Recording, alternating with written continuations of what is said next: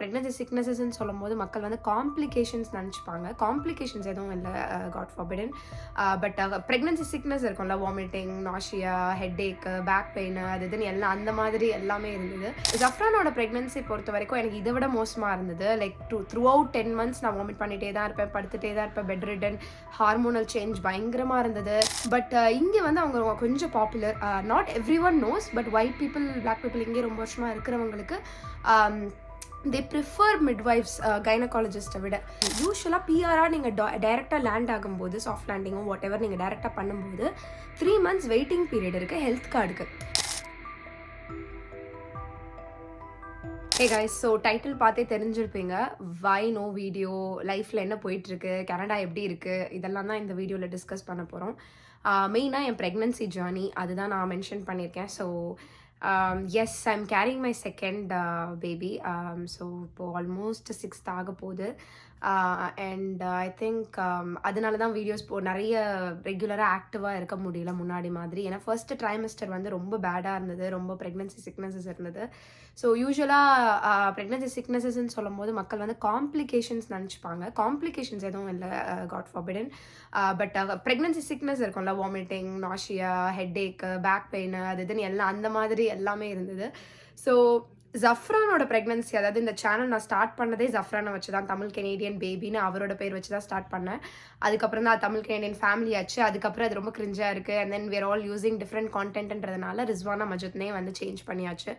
So ஜஃப்ரானோட pregnancy பொறுத்த வரைக்கும் எனக்கு இதை விட மோசமாக இருந்தது. லைக் த்ரூ அவுட் 10 months நான் வாமிட் பண்ணிகிட்டே தான் இருப்பேன், படுத்துகிட்டே தான் இருப்பேன், பெட் ரிடன், ஹார்மோனல் சேஞ்ச் பயங்கரமாக இருந்தது. என்னெல்லாமோ பண்ணும், யாராவது பக்கத்தில் உட்காந்து பேசினா எனக்கு பிடிக்காது. ஸோ எல்லாரும் ஷாக்கான ஒரு விஷயம் வந்து ரிஸ்வானாக்கு பேசினா பிடிக்காதா அப்படின்ற மாதிரி. ஸோ அந்த அளவுக்கு என்னை படுத்தி எடுத்துட்டாங்க Zafran. But I think this time I'm so grateful to God. First 3 மாதம் மட்டும் தான் கொஞ்சம் பிரச்சனையாக இருந்தது. இப்போயும் வருது வாமிட்டிங் எப்போயாவது அக்கேஷ்னலாக. But I think is much better. So கேனடாவில் ப்ரெக்னன்சி ஜேர்னி எப்படி போயிட்டுருக்கு அப்படின்றதுக்குள்ளே போயிடலாம். ஆக்சுவலி நான் முன்னாடி சொன்ன மாதிரி என்னோடய இன்ஸ்டாகிராமில் கூட நான் இதை பற்றி பேசியிருக்கேன். கேனடாவில் வந்து உங்களுக்கு எல்லாமே ஃப்ரீன்றதுனால அது ஒரு பீஸ் ஆஃப் மைண்ட். அதாவது அதுக்கு நம்ம யோசிக்க தேவையில்லை, அது ஐயோ டெலிவரிக்கு எவ்வளோ, இதுக்கு எவ்வளோ தனியாக எடுத்து வைக்க தேவையில்லை. மருந்து மாத்திரையை தவிர மிச்சம் எல்லாமே உங்களுக்கு ஃப்ரீ. அல்ட்ராசவுண்ட், பிளட் டெஸ்ட், அதுக்கப்புறம் வந்து டெலிவரி, ஹாஸ்பிட்டல் சார்ஜ் எல்லாமே ஃப்ரீ. ஸோ ஃபஸ்ட் ப்ரெக்னன்சி ஜஃப்ரானுக்கு வந்து நான் வந்து கைனகாலஜிஸ்ட் இல்லாமல், அதாவது டாக்டர் இல்லாமல் மருத்துவச்சின்னு சொல்லுவாங்க, நம்ம ஊரில் கேள்விப்பட்டிருப்பீங்கன்னு நினைக்கிறேன். அது ரொம்ப வருஷத்துக்கு முன்னாடி அந்த கான்செப்ட் இருந்தது. ஆனால் இன்னும் இப்போ இந்தியாவில் இருக்கா, சென்னையில் இருக்கான்னு எனக்கு தெரியல. பட் இங்கே வந்து அவங்க கொஞ்சம் பாப்புலர்.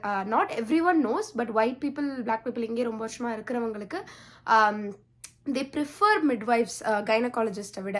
ஸோ ஜஃப்ரானோட ப்ரெக்னன்சி வந்து நான் டெலிவர் பண்ணது பார்த்திங்கன்னா ஃபுல் அண்ட் ஃபுல் அந்த மிட்வைஃப் கிட்ட தான். எனக்குமே அப்போது கனடா வந்து புதுசு. மிட்வைஃப்லாம் யார் என்னெல்லாம் தெரியாது. It's just a research. யாருமே எங்களுக்கு சொல்லலை, யாருமே. இன்ஃபேக்ட் நாங்கள் தான் நிறைய பேருக்கு மிட்வைஃப் ரெஃபர் பண்ணோம். அது ஏன் அந்த மிட்வைஃப் கிட்ட போகிற மாதிரி ஆச்சு அப்படின்னா, யூஸ்வலாக பிஆராக நீங்கள் டைரெக்டாக லேண்ட் ஆகும்போது, சாஃப்ட் லேண்டிங்கோ வாட் எவர் நீங்கள் டைரெக்டாக பண்ணும்போது 3 months வெயிட்டிங் பீரியட் இருக்குது ஹெல்த் கார்டுக்கு. ஸோ அந்த ஹெல்த் கார்டு பொறுத்த வரைக்கும் வந்து ஹெல்த் கார்டு இருந்தால் தான் இங்கே எல்லாமே, அந்த ஹெல்த் கார்டை வச்சு தான் உங்களுக்கு எல்லாமே ஃப்ரீயாக ஆக்சஸ் பண்ணிக்க முடியும். எல்லாமே நீங்கள் டெலிவரியிலேருந்து எல்லாமே ஃப்ரீயாக பார்த்துக்க முடியும். ஸோ 3 months வெயிட்டிங் பீரியட்ன்றது கொஞ்சம் ஒரு கிரிட்டிக்கலான ஸ்டேஜ். ஏன்னா நான் வந்து லேண்ட் ஆனதே நாங்கள் வந்து ஆல்மோஸ்ட் 6th month எண்ட் ஒரு 6 month அந்த ரேஞ்சில் தான். ஸோ குழந்தை கொஞ்சம் முன்னாடி பிறந்துச்சுனாலும் ஹெல்த் கார்டு இல்லைனா கிட்டத்தட்ட $25,000 கிட்ட நம்ம கை விட்டு செலவு பண்ணுற மாதிரி ஆகிடும். ஸோ இதை அவாய்ட் பண்ணுறதுக்கு யார்கிட்ட போகலாம், எப்படி போகலாம், என்ன ஃப்ரீ ரிசோர்ஸ் இருக்குது அப்படின்றத வந்து பார்க்கும்போது தான் எனக்கு மிட்வைஃப் பற்றி தெரிஞ்சுது.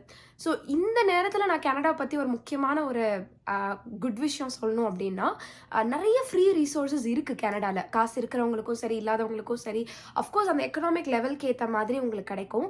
ஆனால் அந்த ஃப்ரீ ரிசோர்ஸஸ் பற்றி நம்ம மக்கள் ஆர் வந்து புதுசாக வரவங்களுக்கு அது நிறைய தெரிய மாட்டிருக்கு. ரிசர்ச் அவ்வளோ பண்ணுறதில்ல. ஆர் வந்து ஓ இதெல்லாம் இருக்கா அப்படின்றதே வந்து நிறைய பேருக்கு தெரியல. அது அவைல் பண்ணவங்களுக்கு தெரியும். ஃபார் எக்ஸாம்பிள் உங்களுக்கு புரியுற மாதிரி சொல்லணும்னா, ஒன் ஆஃப் மை ஃப்ரெண்ட்ஸ் வந்து என்ன பண்ணாங்கன்னா, அவங்களுக்கு வந்து புதுசுல கொஞ்சம் செட்டில்மெண்ட் இஷ்யூஸ்லாம் இருந்தது. செட் ஆகல அவ்வளவா, குழந்தை வச்சுட்டு வந்திருந்தாங்கன்னு சொல்லி, ஒரு செட்டில்மெண்ட் ஆர்கனைசேஷன் வந்து கிட்டத்தட்ட 3 மாசம் அவங்களுக்கு ஃப்ரீ ரெண்ட் குடுத்துருக்காங்க. ஸோ ஒவ்வொரு என்பிஓ, ஒரு என்ஜிஓ இந்த ஊர பொறுத்தவரைக்கும் வந்து கவர்மெண்ட்டோட கிராண்ட் கீழ வேலை செய்யும். அதாவது கவர்மெண்ட்டும் மணி குடுப்பாங்க. பிளஸ் பிரைவேட் ஸ்பான்சர்ஸும் குடுப்பாங்க. பிளஸ் இவங்களும் வந்து ஈவென்ட்ஸ் ரன் பண்ணி அது மூலமாவும் காசு கேதர் பண்ணுவாங்க, கலெக்ட் பண்ணுவாங்க. ஸோ அப்படி இருக்கும்போது நெறைய இங்க வந்து ஃப்ரீ ரிசோர்ஸஸ் இருக்கு. பட் அது நெறைய பேரு அது ரிசர்ச் பண்றதில்ல அப்படின்றதுனால தெரியாமலே போயிடுது. ஸோ அப்படி நான் ரிசர்ச் பண்ண ஒரு விஷயம் தான் மிட்வைஃப். மிட்வைஃப் வந்து கம்ப்ளீட்லி ஃப்ரீ. ஹெல்த் கார்டு இல்லனாலுமே. ஸோ நான் அவங்களுக்கு எக்ஸ்பிளைன் பண்ண மாரி எனக்கு பிஆர் கார்டு வந்துருச்சு. ஆனா எனக்கு ஹெல்த் கார்டு வர்றதுக்கு 3 மந்த்ஸ் ஆகும். எனக்கு அந்த பீரியட்ல எனக்கு சேஃப்டி இல்ல. அதனால நான் வந்து ஸ்பெண்ட் பண்ண விரும்பல. அதனால நான் மிட்வைஃப்ட்ட வரேன்னு சொன்னோனே, அவங்க அத கிரேஸ்ஃபுல்லா புரிஞ்சுட்டு எனக்கு வந்து ஃபுல்லாவே என்னோட ஜர்னிக்கு வந்து இருந்தாங்க. டெலிவரி முதற்கொண்டு எனக்கு அவங்க தான் பார்த்தாங்க. So it was an amazing experience with them. ஃப்ரீன்றதுனால வந்து மொக்கையா இருந்துச்சா சர்வீஸ்ன்னு கேட்டிங்கன்னா இல்ல. டெலிவரி முடிச்சு கிட்டத்தட்ட 6 வாரம் வரைக்கும் எனக்கு வீட்டுக்கு வந்து அவங்க வந்து எல்லாமே செக் பண்ணுவாங்க. குழந்தைக்கு நான் பிரஸ்ட் ஃபீட் பண்றேனா ஒழுங்கா, பேபி எப்படி இருக்கு, பேபியோட ஹெல்த் எப்படி இருக்கு, ஹார்ட் ரேட் எப்படி இருக்கு, எனக்கு ஸ்டிச்சஸ் எப்படி இருக்கு, எல்லாமே ஃப்ரம் டாப் டு பாட்டம் எல்லாமே நார்மலா இருக்கா, அந்த போஸ்ட் நேட்டல் உடைய ஜேர்னி வந்து கரெக்டா போதா அப்படின்றத வந்து ஃபுல்லாவே செக் பண்ணுவாங்க. ஸோ ஐ திங்க் அது வந்து எனக்கு மறக்க முடியாத எக்ஸ்பீரியன்ஸ் மிட்வைஃப் கிட்ட போனது ஃபர்ஸ்ட் ப்ரெக்னன்சிக்கு. இந்த ப்ரெக்னன்சிக்கு நான் ரொம்ப லேட்டா சரி கைனகாலஜிஸ்டா, மிட்வைஃபா அப்படின்னு யோசிச்சு ரொம்ப லேட்டா போனதுனால ஐ திங்க் எனக்கு வந்து மிட்வைஃபோடைய இது கிடைக்கல. வெயிட் லிஸ்ட்ல போயிட்டேன் நானு. பிளஸ் நான் முன்னாடி இருந்தது டொரண்டோ டவுன் டவுன். அதனால அங்க எனக்கு இன்னும் ஈஸி ஆக்சஸா இருந்தது. இப்போ இருக்கிறது பிராம்டன். ஸோ இங்க வந்து கொஞ்சம் இருக்காங்க. பட் ஆனா கம்மி லெவல்ல இருக்காங்கன்னு சொல்வேன் நான். கொஞ்சம் கம்மி தான் மிட்வைஃப்ஸ் இருக்காங்க. அதனால வெயிட்டிங் லிஸ்ட்ல போயிடுச்சு. ஸோ இப்போ நான் வந்து கைனகாலஜிஸ்ட் கிட்ட தான் ஆகணும். பிகாஸ் ரெஃபரல் போயிருக்கு, இன்னும் எனக்கு கூப்பிடல. அது ஒரு இன்ட்ரெஸ்டிங் ஸ்டோரிங்க. ஸோ கைனகாலஜிஸ்ட் பொறுத்த வரைக்கும் வந்து உங்கள் ஃபேமிலி டாக்டர் தான் இங்கே கனடாவில் ரெஃபர் பண்ணுவாங்க. ஸோ கனடாவில் வந்து உங்களுக்கு எல்லாமே ஃபேமிலி டாக்டர் மூலமாக தான் போகும். அதாவது உங்களுக்குன்னு ஒரு ஃபேமிலி டாக்டர் இருப்பாங்க. நீங்கள் என்ன கீழே விழுந்துட்டீங்க, உங்களுக்கு வயிற்று பிரச்சனை, தலை பிரச்சனை எதுவாக இருந்தாலும் முதல்ல நீங்கள் போய் கம்ப்ளைண்ட்ஸ் ரைஸ் பண்ணுறது உங்கள் ஃபேமிலி டாக்டர் கிட்ட தான்.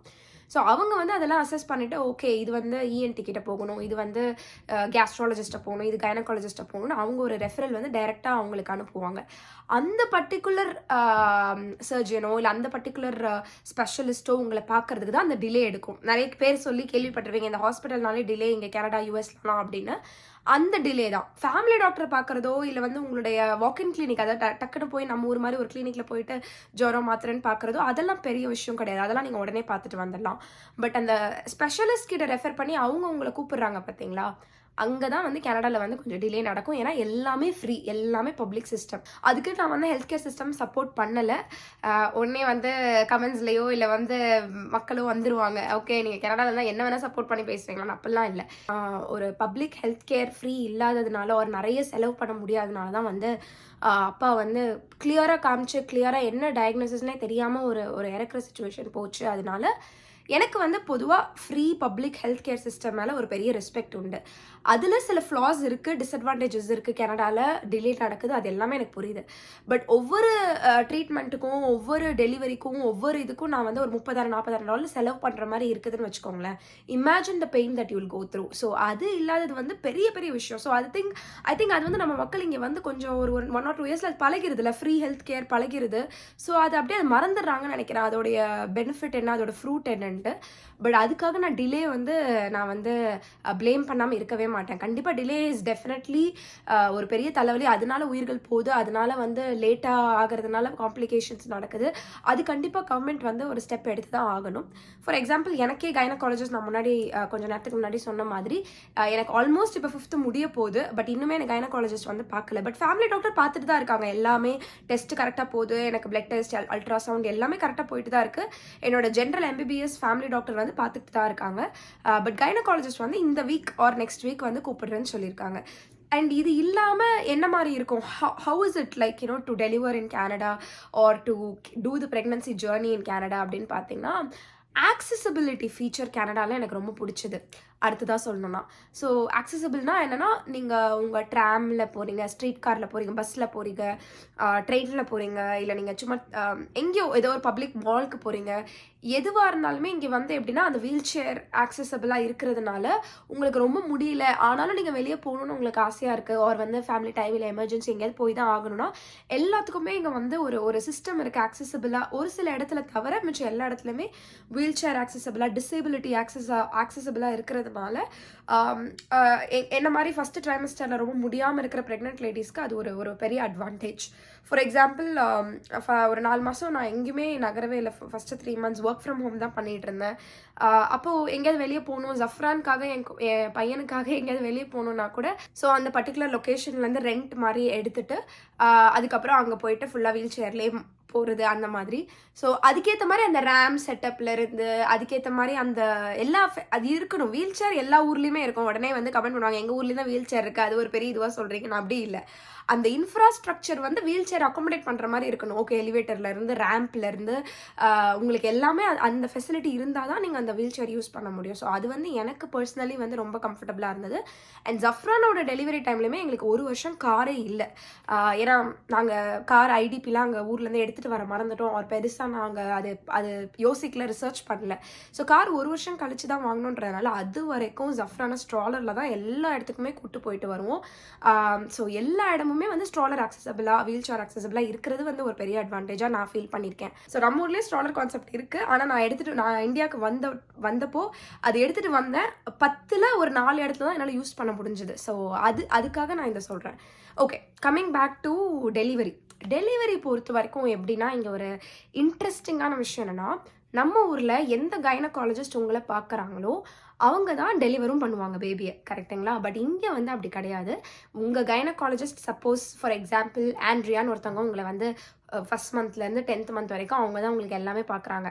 ஆனால் நீங்கள் டெலிவர் ஆகிற டைமில் ஹாஸ்பிட்டலில் போய் அட்மிட் ஆகுறப்போ அந்த ஆண்ட்ரியா கைனகாலஜிஸ்ட் இல்லை, அவைலபிள் இல்லை, அவங்க ஷிஃப்ட் இல்லை அப்படின்னு சொன்னால், அந்த ஷிஃப்ட்டில் எந்த கைனகாலஜிஸ்ட் இருக்காங்களோ அவங்க தான் உங்களுக்கு டெலிவரி பார்ப்பாங்க. இது எனக்கு ரொம்ப இன்ட்ரெஸ்டிங்காக இருந்தது. அது எனக்கு இப்போ ரீசெண்டாக தான் அது தெரியும். ஏன்னா ஃபஸ்ட்டு டெலிவரி நான் முன்னாடி சொன்ன மாதிரி மிட்வைஃப் மூலமாக பண்ணதுனால எனக்கு கைனகாலஜிஸ்டோடைய நீடே இல்லை, தேவையே இல்லை. பட் இருந்துமே நான் ஹாஸ்பிட்டல் டெலிவரி தான் பண்ணேன். மிட்வைஃப் பொறுத்த வரைக்கும் நீங்கள் 3 ஆப்ஷன் சூஸ் பண்ணிக்கலாம்.